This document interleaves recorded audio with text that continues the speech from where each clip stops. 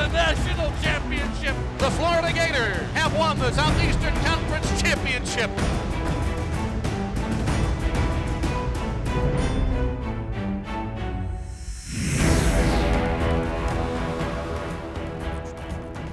GatorZone is presented by Wells Fargo. Together we'll go far. Welcome to another episode of GatorZone. Gareth Gutierrez along with Jeff Cardozo. And Jeff, this might be my last time getting to co-host with you here for a little while. Mrs. Parler, Megan Parler, she's back, so she will be back with you here soon. So it's exciting and sad at the same time. I will try to make it through this episode and not cry. Well, we're going to start at tennis in this very sad but happy episode. And why are we here, Jeff? Well, because we want to talk some tennis, obviously, but talk about a guy that grew up in the state of Florida, then went to college at Mississippi State, coached at Mississippi State, and now he's back coaching at the University of Florida. So Tanner Stump, welcome home. What are you all about?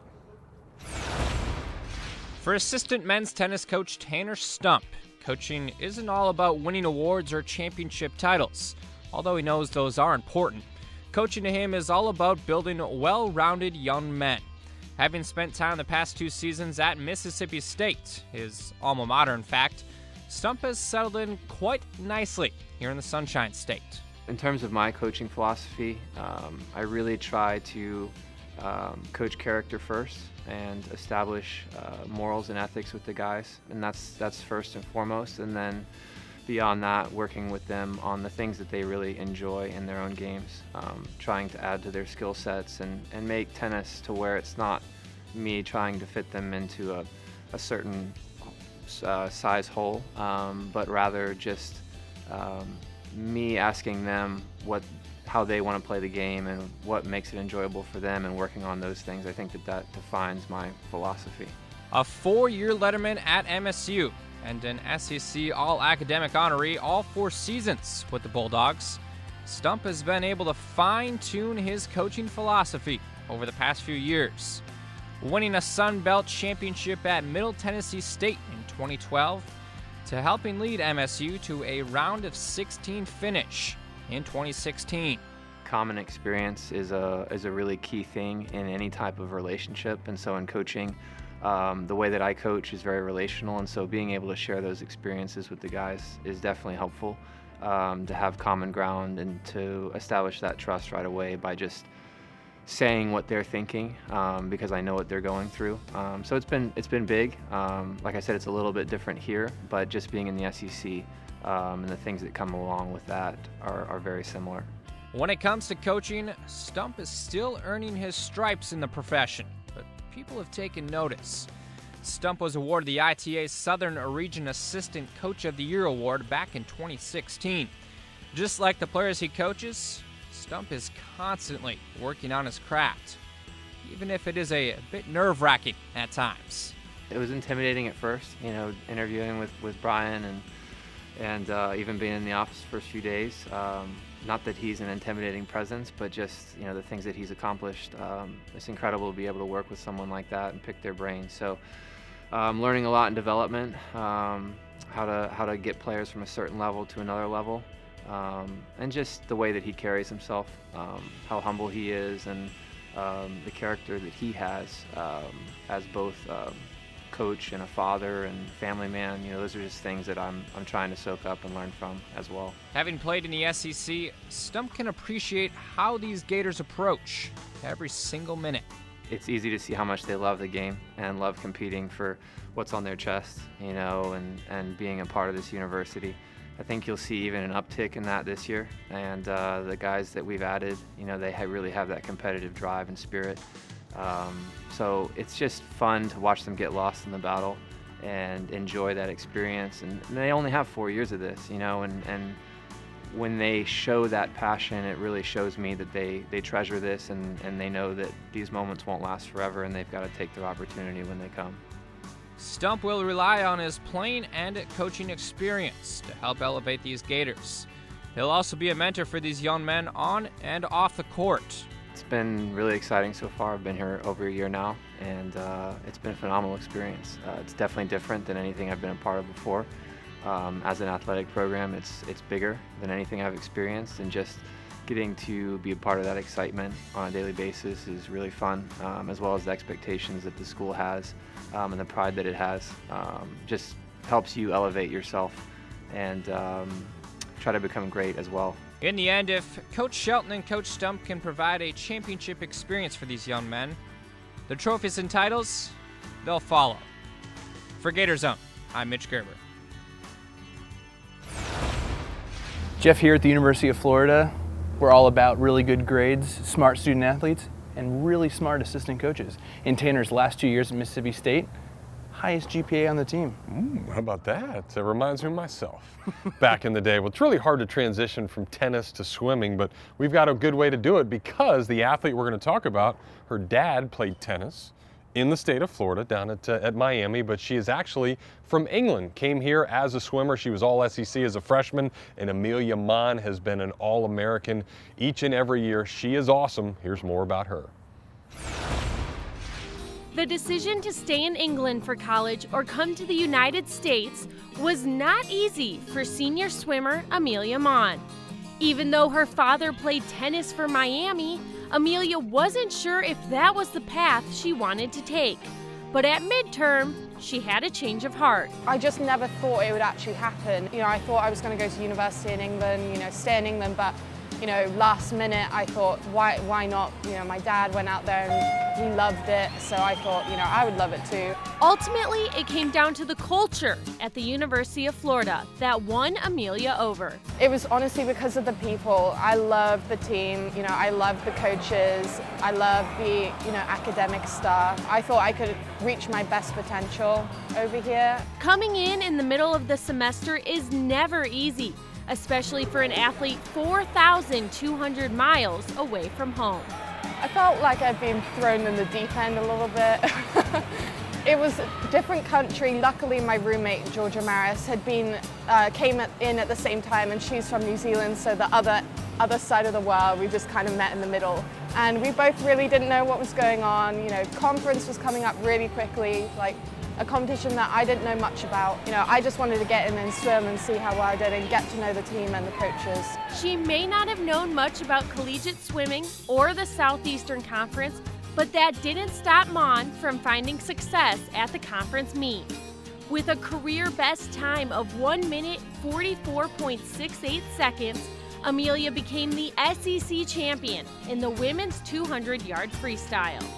I knew it was a big accomplishment, especially for incoming freshmen. I didn't know to the extent what conference was exactly, being so new, but now I do, and it was one of my biggest achievement. Since then, Amelia has been a 4-time All-American and a 2-time member of the All-SEC team. A big reason for her consistency is the mentality she has before and during a race.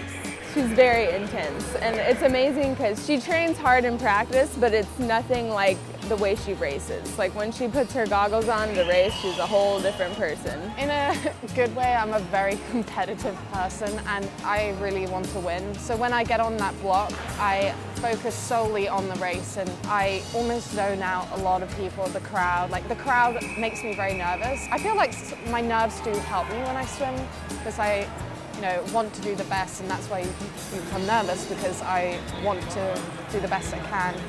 The intensity Amelia brings is not just seen in the individual races she swims. She has also been a key member on Florida's various relay teams.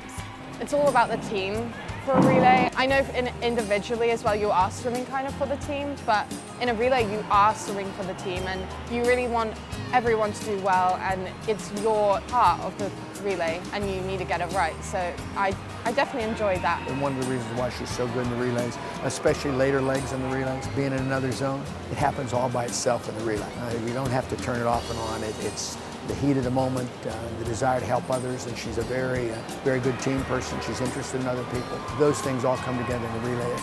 She may be far away from home, but Maan has no regrets about the last 4 years, and she will forever bleed orange and blue. It's an honor, to be honest. When I stand up on that block and I am wearing a Gator hat and people are shouting, "Go Gators," you want to swim well for them, and I'm very proud to be a Gator. There's no doubt Amelia Maan's leadership and competitive nature will be missed next year. But before then, she wants to finish her Gator career the way she started, by helping her team however she can. For GatorZone, I'm Shelby Gurnath.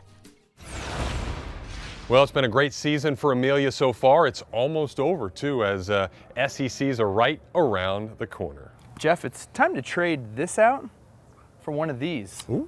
You know where we're going next? I would assume baseball. A lot more comfortable holding one of these anyway. That's right. We'll see you guys after the break. GatorZone is brought to you by Wells Fargo. Together, we'll go far. And by Gatorade. Win from within. Welcome back to GatorZone. Jeff and Gareth over at the baseball stadium. And we're going to get to baseball soon enough. We got a lot of baseball in this show, but we're going to start with another sport that starts in the spring, and it's not softball. But then lacrosse? That's the one. Oh, I got it, which is almost the same size as this, just a little different color ball, but a lot of expectations for the lacrosse team as well. They're ranked in the top 5 in the preseason polls, and they've got a heck of a schedule in store for the home season and to get things started. So a lot of expectations for Amanda O'Leary, and Mitch was able to catch up with the lacrosse coach. It's that time of year here in Gainesville, Florida. Time to kick off the 2018 lacrosse season. Alongside head coach Amanda O'Leary, I'm Mitch German. Coach, here we are, another season in Gainesville, Florida. How excited are you? Oh, really excited. This is a great group to work with. We had a fantastic fall, so really looking forward to getting the season started.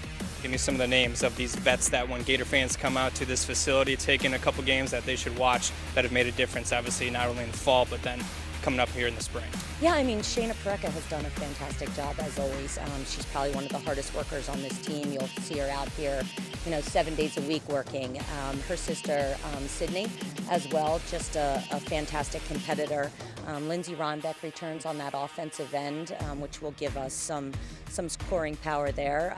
Defensively, we have Kara Trombetta and Anaya Flanagan, which are huge anchors to that defense. And then we have Haley in the goal. So we do return a plethora of great offensive and defensive players. And then we have midfielders. Maddie Hall will step in, Caroline Benitez.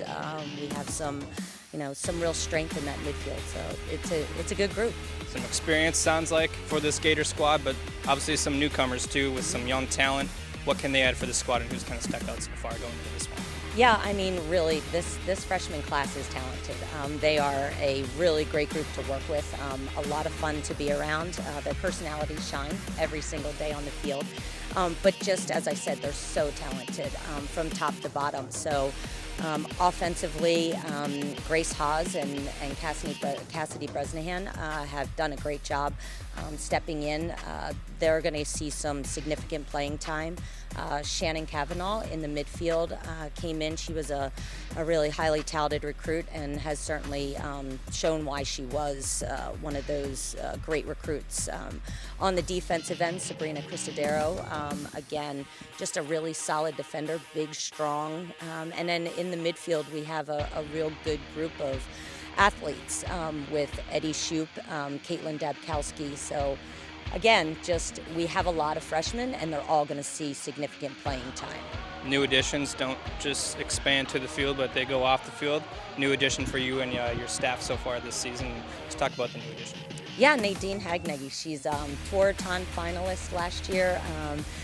Couldn't ask for a better transition with her. She came in, girls love her. She's fun to be around. She's a great coach, great X's and O's. And really has done a fantastic job. So excited to have her on the sideline joining us. This season going to kick off February 11th right here in Gainesville, Florida, as the Gators will take on Colorado. But then the Big East tournament comes here. It's going to be a fun event. How cool will that be to have at home in Gainesville? Yeah, it'll be the last Big East tournament, actually, that we'll be a part of. So it's exciting for us to be able to host that event. We've been on the road for quite a few years at other venues, so it'll be really nice to host it. And, our staff does a remarkable job with hosting those type of events. So I think the Big East will appreciate our efforts. There it is, Gator fans. Season right around the corner. Be sure to check out FloridaGators.com for all your tickets, schedule information, roster information, and come on out and cheer these girls throughout the season. Coach, appreciate your time. Best of luck in 2018. Thank you. All right, Mitch, thank you very much. Really high expectations for Amanda O'Leary, but she wouldn't want it any other way, and looking forward to lacrosse getting started. Well, if you listen really closely, like right there, you can hear the crack of the bat. Baseball season is underway. I told you we'd have some baseball in this feature, and the first baseball practice of the season not that long ago. So I came out here, threw a mic on volunteer assistant coach Lars Davis, who's been here for a few years now. He worked primarily with the catchers that day. Let's take a listen. As it goes from hitting on the field to the cages, cages to defense, defense to base running to hit. Any questions? Here we go. Good, Cal. More your chest than your head. In and out of your glove. Quick, quick, quick. Easy one. Good one, JJ. Good, Cal. Good, JJ. Up the first base line, make sure you clear. Drop step. Good. Clear throwing lane. Runner on first base only. Sacrifice. Good, Brady, way to talk.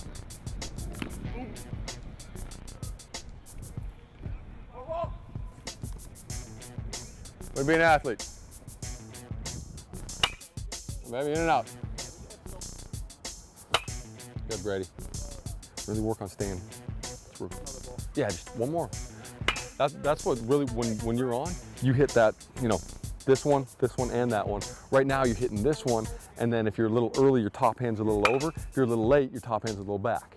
That's all it is. All's tortured. This way. Oh, we got him! Hey, good thing you're not a pitcher. You might worm it in the ribs today. That's the last kid I wanted to hit. It's a really good round, John. Will, I'll eventually get it right. I'm just gonna go ahead and make a BP group with everybody that goes by their different names. So it's gonna be you, it's gonna be JJ, it's gonna be Will, and it's gonna be good swing. Oh, I know we have at least one. I mean, we got shortened names. We got Cal, we got John. There you go. Swing. There it is. Okay. Repeat that, repeat that, repeat that. When you start repeating that without having to think about it, that's when it's gonna start taking off. Yeah. That's gorgeous. Pure athlete. Watch out! Yeah, Garrett, this coaching staff gets a lot of praise, but sometimes people forget about what Lars does to this team. He is absolutely tremendous, does a great job with all the scouting reports, and helps these boys get really, really good. It's time for a break here on GatorZone, but on the other side, Jeff is going to be one of the athletes we just saw while Lars was mic'd up, JJ Schwartz. GatorZone is brought to you by Wells Fargo. Together, we'll go far. And by Gatorade. Win from within. Hey everybody, welcome back to GatorZone. I am at my favorite place on campus with one of my favorite guys. It's JJ Schwartz of the Gator baseball team, the senior captain for this year's squad that obviously has a lot of expectations, ranked #1 in the preseason by everybody out there. And JJ, I think that's where we'll start because you end the year and you're the only team in the country that's on a winning streak, which is kind of cool. First time that's ever happened, but I know that's out the window and now it's a new season, right? Yeah, it's definitely a new season, and that's something we've been talking about this whole year. So we have a lot of new freshmen who weren't part of the team last year, and we didn't want to alienate them from the experience that we had. So we try to incorporate them as much as possible. And like I said, just keep preaching that this is a new team, this is our own destiny, we're going to write our own chapter. So that's something we've been focusing on. And you get the fall to learn about some of those guys too. How was the fall for you, and what was it for you personally, just trying to get back into it? I know it was a long season last year. You take the summer off, or you take it easy. So what was getting the fall and now the spring to get ready? So over the summer I had surgery on my shoulder, so I sat out during the fall, but I did get to watch the scrimmages from stands, which was a very unique perspective, which I never had before. So I got to watch the other guys from a fan's perspective and kind of see some things that I probably wouldn't see on the field or in the dugout. And one of those things was body language. So over the fall, that was something I really keyed in on and something I could definitely take away for myself and maybe teach some of the younger guys. And you guys have a lot of guys back from last year's team that was certainly successful, and I'm sure it's going to be fun. Is that the way you go into it?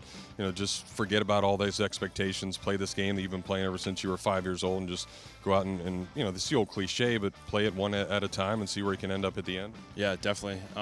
The expectations on us they're very high, but that's something we try to put behind us and not focus on. Actually, what I was saying to the guys yesterday during the scrimmage was that I was trying to remind them how loose we're playing during the scrimmage because, you know, there's nothing really at stake besides a little running at the end for the loser. But I was trying to remind them, I was saying, like, during the season when I say, remember how we were playing during scrimmage, how we didn't really care, there's no repercussions, nothing. Just remember this feeling because it makes it a lot easier to play like this. Well, I'm going to try to get loose now. Use the commercial break. Let JJ give me a few tips to swing it in the cage, and we'll see how we can do. But JJ, best of luck to you. Looking forward to it. I know a lot of Gator fans out there are too, and should be a fun run. Thank you. Thanks for having me. All right. Used to being out on the mound, but we'll see if we can swing it a little bit. Still got it. Told him I get hit back in the day, but let's see some real top plays from the student athletes. Today's top plays are brought to you by Nike. Holden goes for a shot, and it's stripped away by Hudson on a steal. Ahead to Chiozza. Cheese runs down and scores the layup. Now takes the ball right in the lane. 5 to shoot. Inside to Bassett. Bam! Dunk! Dante Bassett. Second dunk of the year. 45-28. Now Cheese drives. Cheese goes in. Reverse layup, scores. Beautifully done. Chiozza comes out of the pack with the ball. Plays a one-hand pass ahead to Allen. Allen underneath the Kulichov with a great catch and a layup. Oh my! 14 goals. They are 101-0. Never lost a game when scoring over 14. And Ron Beck snipes one on the top corner, and Gator jumps to pull the lead to 3. And Penn State lost to Towson, both by 1 goal. As Florida feeds their way through in, and Manny Hall has a hat trick, finding the top left corner. So there you have it, some top plays for you out there, and mine was sort of a top play, but didn't quite make it out of the yard, so I was able to find the baseball. There's very few scuff marks on there. Are you sure you made contact? Yeah, right there. A little dent in the ball, so right. I must have hit it somewhat good. But really excited for baseball season, as I'm sure many of you are out there. It's a 56-game grind, but it's a heck of a lot of fun.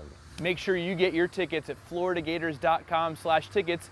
You can get your tickets for any sporting event there, and if you can't be here, you can follow the Gators on Facebook, Twitter, Instagram, and Snapchat, so make sure you do that. Yeah, plenty of ways to do it, and really excited that you tuned in for another episode of GatorZone, but this one is over. For my partner, Gareth Gutierrez, I am Jeff Cardozo. Props to Shelby Granath for all the great camera work as well. We'll see you guys next time.